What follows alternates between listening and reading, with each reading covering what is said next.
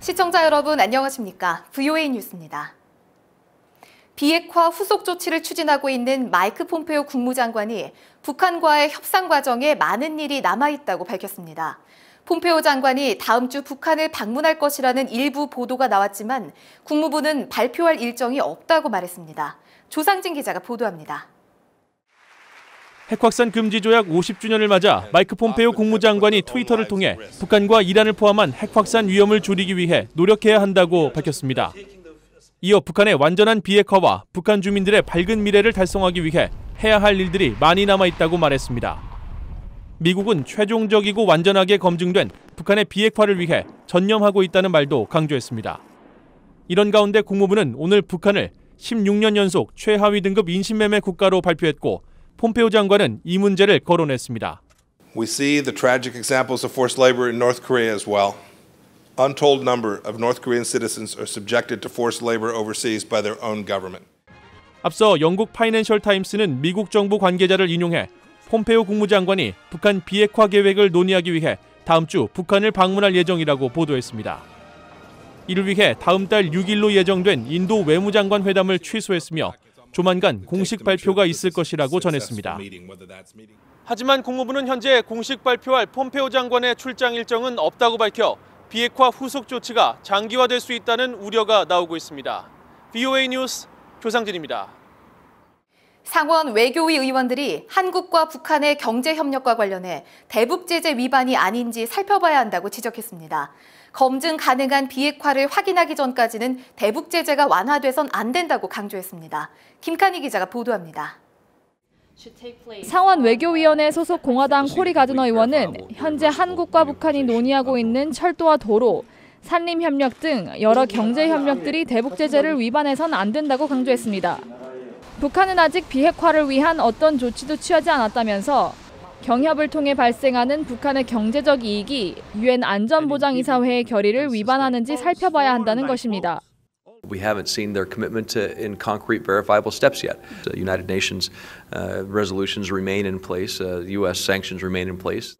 가드너 의원은 그러면서 북한은 과거에도 비핵화 약속을 했지만 매번 어겼다면서 비핵화에 대한 진정성 있는 조치가 취해지기 전까지는 제재 압박이 해제돼선 안 된다고 강조했습니다. 상원 외교위원회 소속 민주당 팀 케인 상원 의원은 남북한 간 대화의 결과는 비핵화여야 한다고 밝혔습니다.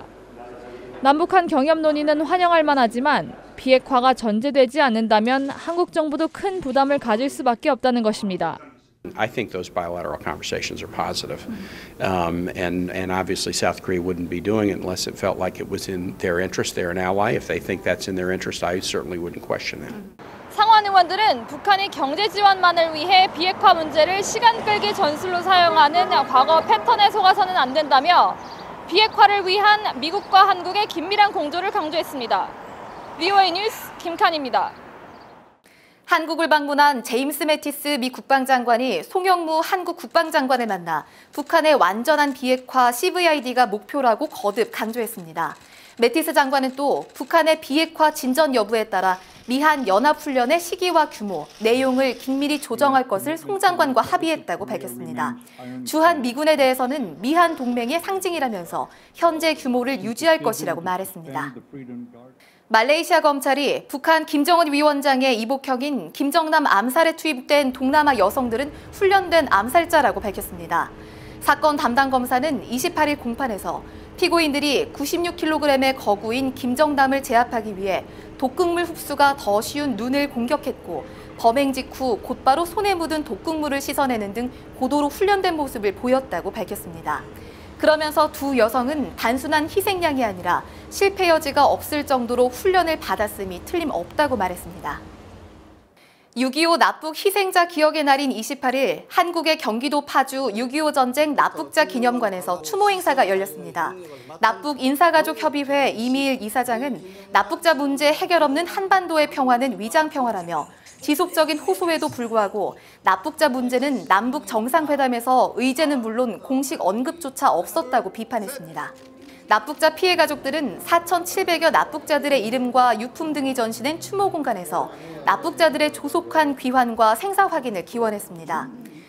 VOA 뉴스 마칩니다. 시청해주신 여러분 고맙습니다.